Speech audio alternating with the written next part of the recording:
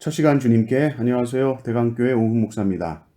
오늘 하나님께서 우리에게 주신 말씀은 사도행전 7장 17절에서 29절까지 말씀을 보겠습니다. 하나님이 아브라함에게 약속하신 때가 가까우매 이스라엘 백성이 애굽에서 번성하여 많아졌더니 요셉을 알지 못하는 새 임금이 애굽 왕위에 오르매 그가 우리 족속에게 교활한 방법을 써서 조상들을 괴롭게 하여 그 어린 아이들을 내버려 살지 못하게 하려 할세. 그때의 모세가 낳는데 하나님 보시기에 아름다운지라. 그의 아버지의 집에서 석 달 동안 길리더니 버려진 후에 바로의 딸이 그를 데려다가 자기 아들로 기르매 모세가 애굽 사람의 모든 지혜를 배워 그의 말과 하는 일들이 능하더라. 나이가 40이 되매 그 형제 이스라엘 자손을 돌볼 생각이 나더니 한 사람이 원통한 일 당함을 보고 보호하여 압제받는 자를 위하여 원수를 갚아 애굽 사람을 쳐 죽이니라. 그는 그의 형제들이 하나님께서 자기의 손을 통하여 구원해 주시는 것을 깨달으리라고 생각하였으나 그들이 깨닫지 못하였더라. 이튿날 이스라엘 사람끼리 싸울 때에 모세가 와서 화해시키려 하여 이르되 너희는 형제인데 어찌 서로 해치느냐 하니 그 동물을 해치는 사람이 모세를 밀어뜨려 이르되 누가 너를 관리와 재판장으로 우리 위에 세웠느냐 네가 어제는 애굽 사람을 죽임과 같이 또 나를 죽이려느냐 하니 모세가 이 말 때문에 도주하여 미디안 땅에서 나그네 되어 거기서 아들 둘을 낳으니라. 아멘. 이제 스데반은 아브라함 이야기에서 모세 이야기로 넘어갑니다.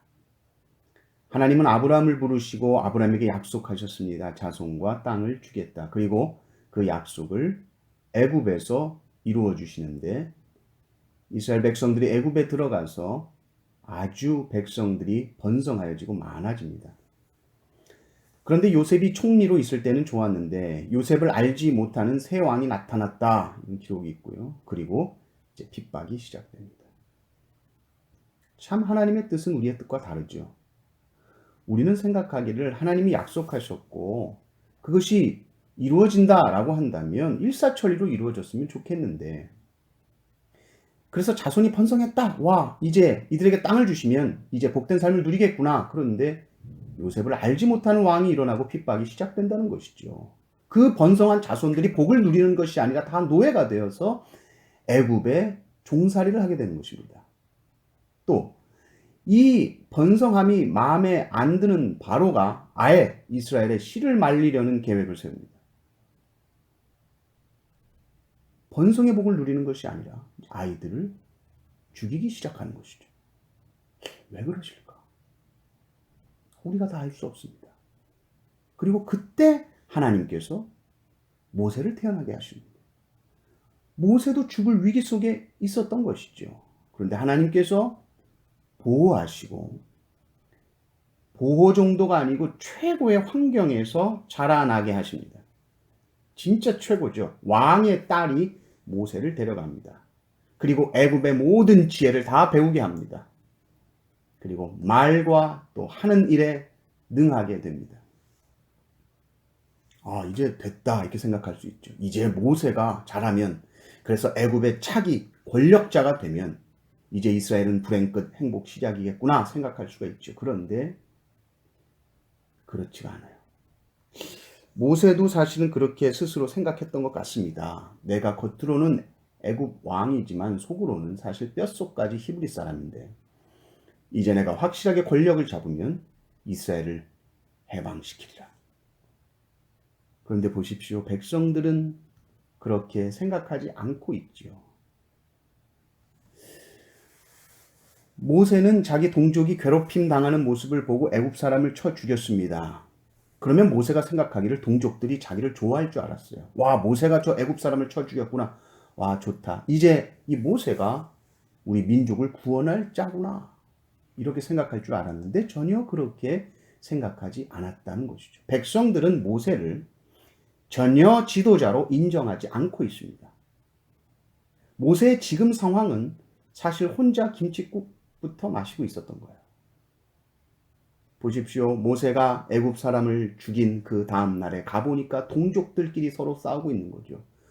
그래서 가서 가르칩니다. 아니 형제끼리 왜 서로 싸웁니까? 싸우지 마십시오. 그랬더니 그때 동족들이 하는 말을 들어보면 모세의 현 주소를 알 수 있습니다. 27절 28절 보면 이렇게 나옵니다. 그 동물을 해치는 사람이 모세를 밀어뜨려 이르되 누가 너를 관리와 재판장으로 우리 위에 세웠느냐? 네가 어제는 애굽 사람을 죽임과 같이 또 나를 죽이려느냐 하니. 누가 너를 우리 위에 세웠냐는 거예요. 관리와 재판장으로 우리 위에 누가 세웠냐? 왜? 어제 애굽 사람 죽인 것처럼 우리도 죽이려고? 이렇게 말한다는 거죠. 모세는 자기 스스로 이스라엘 백성의 지도자로서 자격이 있다고 생각했습니다. 누가 너를 우리 위에 세웠느냐? 하나님이 세웠다. 이렇게 아직 말할 수 없어요. 그 확신이 없었던 거예요. 스스로 자기가 자격이 있다 그렇게 생각하고 있었고, 그래서 그런 마음으로 백성들을 가르친 것인데 아직은 백성들로부터 어떤 신뢰도 받고 있지 못한 겁니다. 그들에게 모세는 그저 어제 사람을 죽인 살인자일 뿐이지요. 사랑하는 성도 여러분, 하나님의 때가 있습니다. 우리는 우리의 때를 생각하며 이때쯤이면 이렇게 되고 곧 저렇게 될 것이며 결국은 이렇게 될 것이다. 나름대로 생각하지만 하나님의 생각은 우리의 생각과 다릅니다. 하나님의 생각은 더 높습니다. 더 깊습니다. 더 넓고 더 깁니다. 그렇게 하나님은 하나님의 일을 해나가십니다. 하나님께서 모세를 보실 때 아직 훈련 더 받아야 된다. 학교 들어가라. 광야 학교다. 1학년부터 시작한다. 그럼 몇 학년까지 돼? 40학년까지 있다. 40년을 광야에서 훈련받게 하시는 거야. 훈련받다 인생 끝나겠다 생각하죠. 일은 언제 합니까? 이런 것도 다 인간적인 생각이죠.